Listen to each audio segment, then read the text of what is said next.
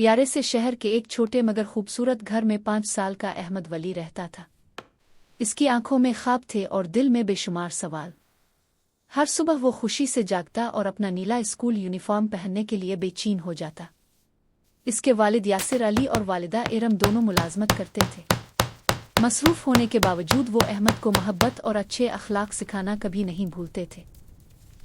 घर से निकलने से पहले इरम नरमी से इसके बाल संवारती और कहती, मेहरबानी इंसान की असल खूबसूरती होती है।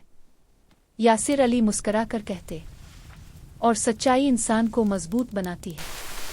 एक बार बारिश भरी सुबह अहमद स्कूल पहुंचा तो खेल के मैदान के पास इसे एक चमकता हुआ पेंसिल बॉक्स मिला। इसमें रंगीन क्रेवन और खूबसूरत स्टिकर्स थे। अहमद को ड्राइंग बहुत पसंद थी।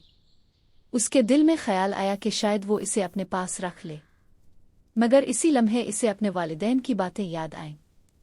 क्लास में टीचर ने परेशानी से कहा, क्या किसी ने अयान का पेंसिल बॉक्स देखा है? अहमद आहिस्ता से खड़ा हुआ और आगे बढ़कर बोला, मैडम, मुझे ये बाहर मिला था। अयान की खुशी देखकर अहमद के दिल में अजीब सा सुकून भर गया। टीचर ने मुस्करा कर कहा, ईमानदारी सबसे बड़ी बहादुरी होती है। शाम को जब अहमद ने सब कुछ अपने वालिदैन को बताया तो उन्होंने इसे प्यार से गले लगा लिया।